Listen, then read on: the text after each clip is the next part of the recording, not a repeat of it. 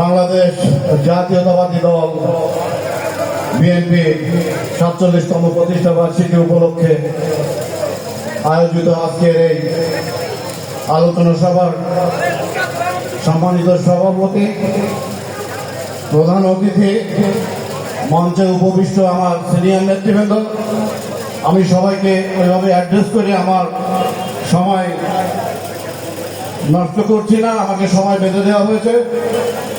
সবাইকে আমি আমার সংগ্রামের শুভেচ্ছা এবং রক্তিম অভিনন্দন জানাচ্ছি। আসসালামু আলাইকুম। সংগ্রামী ভাইরা, আজকে 1 সেপ্টেম্বরে বিএনপি প্রতিষ্ঠা বার্ষিকী ছিল। সেই প্রতিষ্ঠা বার্ষিকীর আজকে আমরা আলোচনা সভা করছি 6 তারিখে। শহীদ প্রেসিডেন্ট জিয়াউর রহমান, তার হাতে গড়া দল এই বিএনপি। শহীদ প্রেসিডেন্ট জিয়াউর রহমান বাকশাল রক্ষী বাহিনী বিতাড়িত করে এই দেশে গণতন্ত্র পুনরুদ্ধার করেছিলেন। আমি তার বিদায়ী আত্মার মাগফিরাত কামনা করছি। সংগ্রামী ভাইরা, আপনারা জানেন বর্তমানে আমাদের এখানে নব্য ফ্যাসিস্টের আগমন ঘটেছে। গত 2-3 দিন আগে পাঁচগ্রাম ইউনিয়নে উনি একটা জনসভায় বলেছেন, আমাদেরকে নব্য ফ্যাসিস্ট বলে আখ্যা দিয়েছেন। আমি ওনাকে বলতে চাই, do you know what is the definition of নব্য ফ্যাসিস্ট? বিশ্বাস জাহাঙ্গীর আলম, আমি আপনাকে বলছি নব্য ফ্যাসিস্ট কাকে বলে? আব্দুল লতিফ সম্রাটের উপরে যেভাবে আক্রমণ করেছিলেন তাকে নব্য ফ্যাসিস্ট বলে। আপনি আমাদের প্রোগ্রামের কাউন্টারে যেসব প্রোগ্রাম শুরু করছেন সেই সব প্রোগ্রামকে নব্য ফ্যাসিস্টের কায়দা বলে। আপনি কালিয়া পৌরসভার সেক্রেটারি সেলিম রেজা ইউসুফ, যে বারবার তারা নির্যাতন করেছে ফ্যাসিস্ট হাসিনা আমলে, যার বিরুদ্ধে অসংখ্য হত্যা, অসংখ্য মামলা, এই সেলিম রেজা ইউসুফ, যাকে ফ্যাসিস্ট আওয়ামী লীগের নেতাকর্মীরা যাকে পিটিয়ে ব্যাকবোন ভেঙে দিয়েছিল, সে কয়েকবার ইন্ডিয়া গিয়ে ট্রিটমেন্ট করেছে, তাকে আপনি মিথ্যা মামলা দিয়েছেন। শুধু এই সেলিম রেজা ইউসুফই নয়, প্রতিটা ইউনিয়নে আপনি এই নব্য আওয়ামী লীগকে দিয়ে আপনার এই যারা নিবেদিত প্রাণ বিএনপি, তাদের বিরুদ্ধে আপনি যুদ্ধ ঘোষণা করেছেন। আপনাকে দায়িত্বহীন ভাষায় বলতে চাই, আপনার এই নোংরামি বন্ধ করুন। সরলতাকে দুর্বলতা মনে করবেন না, বিশ্বাস জাহাঙ্গীর আলম। আমরা রাজনীতি করি, আমরা ছাত্র রাজনীতি থেকে উঠে এসেছি। যে সময় ছাত্র দল করেছি, এই মাহিনুরকে সাথে নিয়ে 90-91-তে পুরা উপজেলা ইউনিয়ন ওয়ার্ড ঘুরেছি। ঘুরতে ঘুরতে বর্দিয়া পৌঁছেছি। ওইখানে গিয়ে রাত হয়ে গিয়েছে, দেখি পকেটে হাত দিয়ে পয়সা নাই, মোটরসাইকেলের তেল শেষ হয়ে গিয়েছে। আমাদের লঞ্চ পট দিয়ে আসার পরে তারপর লঞ্চের কিরানির কাছ থেকে টাকা নিয়ে তেল কিনে নিয়ে তারপর ওই রাত্রে বাড়ি গিয়েছি। সেইভাবে আমরা বিএনপি করেছি। আপনারা জানেন প্রতিটা জায়গায় আমাদের পোস্টার ব্যানার সহ কিভাবে আমাদের এই পোস্টার ব্যানার ছেড়া হচ্ছে। কাশিয়ালে ছেড়া হয়েছে, পুটিমারে ছেড়া হয়েছে, বর্দিয়া ছেড়া হয়েছে।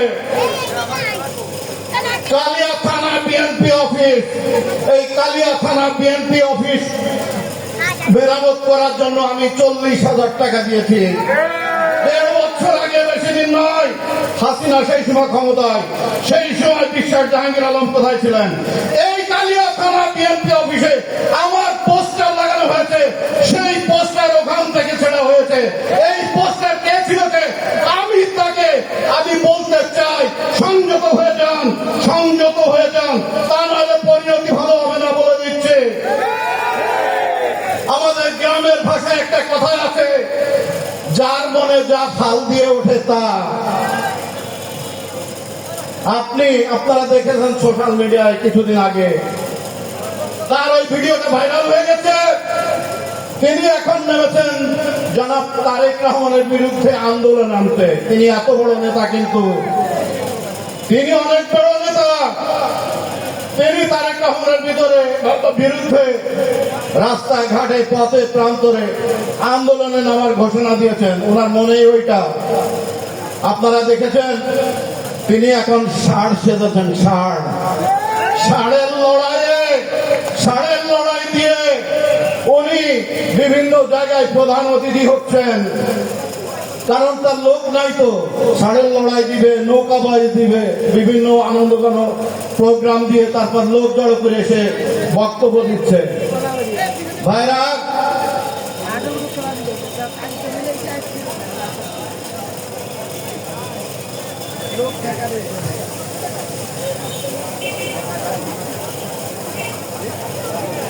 আপনারা জানেন তিনি ইদানিং বিভিন্ন জায়গায়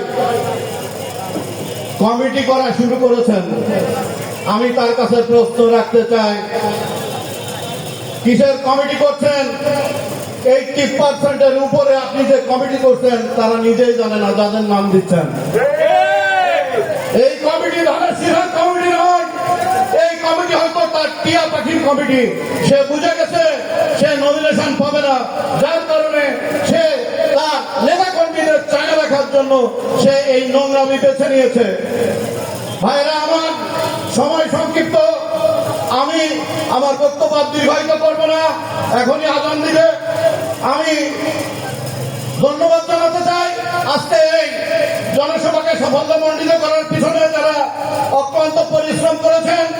আমি ধন্যবাদ জানাতে চাই আমাদের সাংবাদিক ভাইদের, আমি ধন্যবাদ জানাতে চাই আমাদের প্রশাসনের সর্বস্তরের পুলিশ ভাইদের, যাদের অক্লান্ত পরিশ্রমে কোন ধরনের কোন অকারণ ছাড়া আজকে এই প্রোগ্রামটা সফল হয়েছে।